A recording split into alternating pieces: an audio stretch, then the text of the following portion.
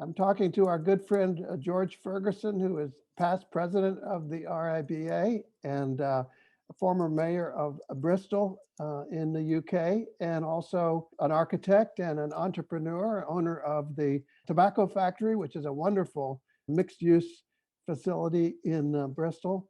And welcome, George. And we're really sorry that you couldn't join us in person.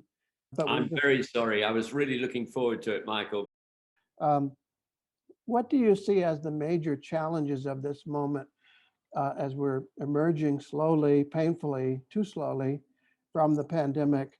What are we recognizing for cities, and you as a mayor and as a leader in the design world? What are your thoughts on that? Well, I think the big challenge is simply not to go back to where we were. And that, I think, you've got to grasp the opportunity that's come out of this terrible pandemic. And that I've been thinking and writing about. And I mean, these car-dominated cities have been a tragedy and an aberration, I think, in the life of cities. If you think in terms of the thousands of years, we will look back, I hope, in only tens of years to think of this as being utter madness, the way that that vehicles that are designed for interstate travel are used for short journeys to school and to work and back again, making it inconvenient for the people who live in the city. And so I'm hoping that we now get an emphasis on those people who live and work and walk and cycle and travel by sustainable means in the city. That I do think that it's not just about planning policy. I think it's going to come bottom up and top down. I think the bottom up is that I think a lot of people will recognize that actually life without a car can be enormously rewarding, that we can share cars, that we can have car clubs, that we can have all electric cars. But I don't think all electric cars should be an excuse for us having more cars. Parking is a massive block on the use of good space. Streets are wonderful. Streets, I'm a great advocate, as Suzanne was, for streets either of a large scale, which I'd say is 5 or 6 stories, because walk up is good, and this laziness of us all being taken everywhere, even vertically, and 2 and 3 stories maybe for more family orientated places where children can play in the street, and not streets that are full of cars because we each want to use one a few hours in the week and park it for 90% of the time. So I think that sort of thinking has got to happen both personally and in terms of policy. And I think that will make a huge difference. The other thing I think we need to grasp is the way we now work. I think we've divorced the country from the city to a large extent. And I think there's now a chance to integrate the surroundings of cities into the governance of cities. The city should be working closely with the farmers. And if we could put local at the top of the agenda, we will have much healthier, less polluting lifestyles. And I think also the office worker needn't always be an office worker. I mean, that has been demonstrated during the pandemic. I mean, here we are talking to each other perfectly well across the pond. Right. And so I envisage a future where people might work from home 2 or 3 days a week and go into the office or their place of work, unless they're manufacturing, of course, which is different, for maybe a day or 2 days a week, and have 1 day a week, which is all to do with connecting with nature, working on a farm, working with wildlife.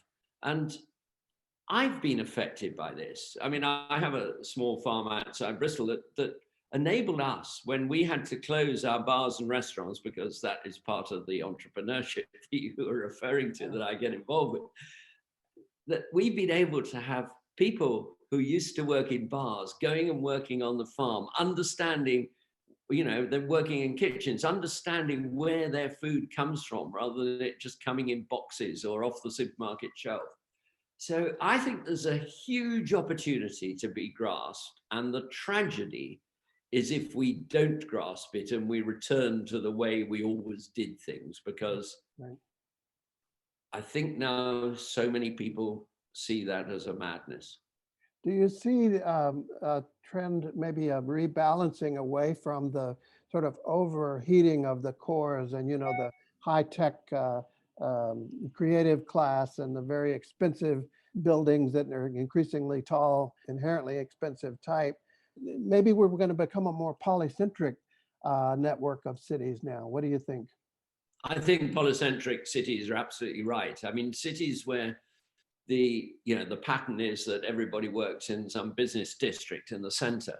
I think there is always a danger from having a clean sheet with your planning. I mean, I think the most interesting planning comes out of adjusting existing places. And what are the two extreme clean sheet plans that we've had? One is the sprawl city that is typical of the United States, and the other is the over-concentrated city that is typical of China. And now we can't sweep those models away, but what I think has been so clever of what Jim Brainard has done in Carmel, for instance, is doing something that I've perceived as being almost the biggest challenge of American cities, and that is turning suburbs into place. Yeah. I think there's much more to be done, and I think that that one does have to achieve a certain density to make places properly connected and walkable and cyclable, and to get the sort of vitality that you get in the middle of Portland in an American suburb must be the challenge. Right. So I think the excitement, and I think I'm a great fan of European cities. I think that excitement of European cities that is not just a load of individual houses, but is about streets and shared space, is one that can be grasped in the States now, and has been by some thinkers, including yourself, Michael, I think. And I think also there's something tangible about livability. This is the International Making Cities Livable, and the idea that livability is about something that I can experience and understand as a quality of life, a quality of my neighborhood, that I can walk to my amenities, that I can meet my neighbors outside in public space. And, this is something that I think speaks directly to people in a way that all the sort of theoretical and long-term environmental and policy implications, as important as they aren't tangible in the same way. So if you can speak to people about livability, this, I think, is the genius really of what Suzanne and Henry have recognized, is that this is about quality of life, right? Absolutely. And I think if every mayor put health, mental and physical health, at the top of their agenda, they would have a good planning policy. Yeah.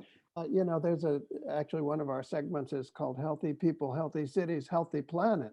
So health is connected to the ecological dimensions as well, and to not just climate change, which is obviously something a lot of people are thinking about, but the many other issues that we have to deal with that are unhealthy environmental practices, whether you're talking about resource depletion or ocean acidification or any of the many other factors. They're all interconnected. And this is what I hope we can sort of get around all of the silos that everyone sort of chops up into pieces. And then they say, well, there's nothing we can do because there are all these different problems, but they're all connected to the way we live and the quality of our lives. And yes. We must start perceiving planning not through the eyes of the motorist, but through the eyes of the individual, and preferably through the eyes of the very young Yeah. and the very old. And then I think we'll get kinder, safer, healthier places.